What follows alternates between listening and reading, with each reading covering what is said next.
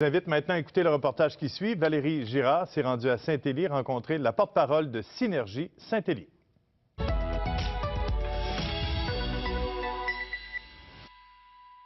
Défendre les intérêts des gens d'affaires du secteur, favoriser l'achat local et participer au développement socio-économique et culturel de la communauté, voilà le mandat que s'est donné Synergie. L'association des gens d'affaires de Saint-Élie, qui compte une trentaine de membres, a été fondée à la suite de consultations menées par la Fondation Rue Principale en 2009. Ça a donné lieu à ce que on se regroupe et on s'est retrouvés dans ces réunions-là. Il y en a eu quand même plusieurs. Ça a été un processus de plusieurs mois. Et moi, ce que j'observais, c'est qu'il y avait une belle dynamique, puis que les gens avaient envie, aimaient Saint-Élie, étaient attachés à Saint-Élie. D'ailleurs, les statistiques le montrent. Les gens qui s'installent à Saint-Élie, en général, restent à Saint-Élie. Ils ne changent pas de secteur après. Mais il y avait une question d'identité qui nous manquait. Et il n'y avait pas rien qui nous rassemblait vraiment. Donc, la coach en moi s'est dit, OK, qu'est-ce qu'on fait maintenant que ce processus-là est terminé? Moi, ce qui m'inquiétait, c'est que toute cette mobilisation-là soit mise sur la glace, parce qu'après, remobiliser les gens, c'est compliqué. C'est ainsi que Synergie a vu le jour en 2011. Rapidement, le nouveau regroupement a été chargé d'un dossier très important pour les commerçants de Saint-Élie. On avait le développement domiciliaire qui était en moratoire et donc il y a beaucoup de commerces qui s'attendaient à ce que ça reprenne à la fin du moratoire parce qu'ils allaient débloquer normalement tous les problèmes d'épuration des eaux. Là, je vous fais un cours d'histoire. Et donc il y a beaucoup de commerces qui, sachant que ce délai arrivait, ils ont fait beaucoup d'investissements. Donc la pharmacie a doublé sa surface. Il y a des commerces qui sont arrivés. Il y a vraiment beaucoup. Il y a des millions qui ont été investis ici. Puis finalement, la ville dit, ah ben non, on poursuit le moratoire de 10 ans encore. Donc là, ça a été un petit peu la grogne. Et donc, on a fait beaucoup de représentations à ce niveau-là pour trouver des arrangements, des solutions pour dévier les eaux, etc.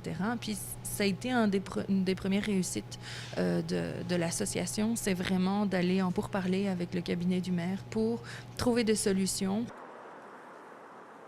Si les gens d'affaires de Saint-Élie ont décidé de se regrouper dans une association distincte, c'est pour faire face aux enjeux propres à leur réalité. Selon eux, la situation des commerçants du centre-ville, par exemple, est bien différente de celle des commerçants du chemin de Saint-Élie et des alentours. On est dans un secteur où on n'a pas encore une masse critique d'habitants suffisante pour dire que c'est pas un risque pour un commerçant de venir s'installer. Il y a du potentiel, donc c'est pour ça qu'il y en a qui viennent, mais on est quand même un petit peu juste. Donc, il faut qu'on ait des arguments. Et aussi, les gens, les citoyens de Saint-Élie, ils veulent aussi avoir des commerces à proximité pour avoir envie de venir.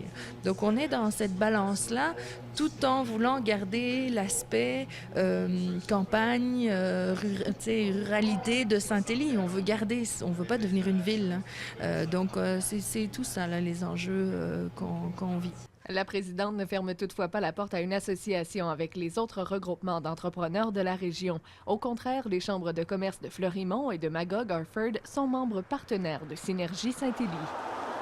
On a des enjeux communs.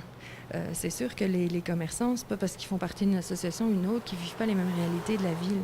Donc, on a des représentations qui sont communes, on a des choses, puis je pense toujours qu'ensemble, on est plus fort. Donc, je me disais, ça pourrait être bien de créer des partenariats, puis de s'asseoir pour travailler. À Fleurimont, à un moment donné, on a travaillé sur justement la récolte des déchets, parce que je veux dire, la ville récolte les déchets, mais tout ce qui est recyclage, compostage pour les commerces, c'est pas encore très développé. Donc, on avait commencé à travailler là-dessus, etc. Donc, il y a plein d'enjeux où on peut s'associer pour travailler ensemble. Synergie Saint-Élie espère pouvoir développer une telle collaboration avec la Chambre de commerce de Sherbrooke dans le futur. Mais pour l'instant, Christelle Lefebvre assure avoir déjà tenté une telle approche sans succès. Moi, j'avais parlé avec une personne de la permanence qu'on avait ce projet-là, puis je lui expliquais ma vision qui n'était pas on fait concurrence. C'était pas du tout ça. C'était nous, on veut créer un partenariat, on veut créer un maillage, on veut être une antenne d'eux. Mais la réaction a été peut-être émotionnelle, je sais pas, mais très fermée en disant voyons, pourquoi vous n'avez pas besoin de faire ça, on est là, etc. Mais on est là sur le terrain, on les voyait pas là. Ils n'étaient pas là dans les faits. Alors, c'est pas une question d'intention.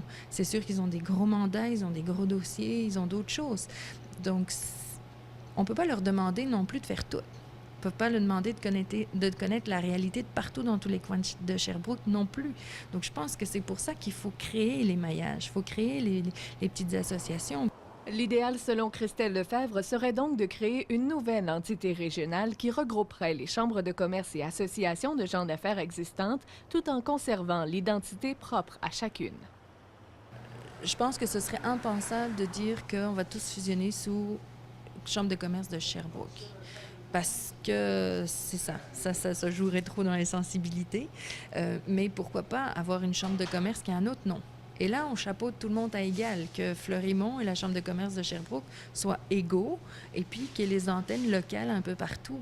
Mais pas, je veux dire, la Chambre de commerce de Fleurimont est hyper active, a une réussite quand même qui est considérable. On peut pas, ce serait pas respectueux de dire, bon, ben, on vous rabaisse à un truc local. Ils ont vraiment développé une culture et un mandat où ils travaillent vraiment de proximité, de soutien, beaucoup, avec les tout petits commerces, les petits commerces, ben, les PME, puis même les travailleurs autonomes, ce qu'on a peu à la Chambre de commerce de Sherbrooke. Donc, ils ont une expertise là-dedans, il faut aussi la valoriser, mais ils sont complémentaires. Pour moi, là, ma vision personnelle, c'est vraiment d'aller mobiliser dans chaque secteur, puis que chacun amène à ce moment-là sa réalité, et puis qu'on travaille ensemble. Mais je suis peut-être trop idéaliste, là, ça se peut.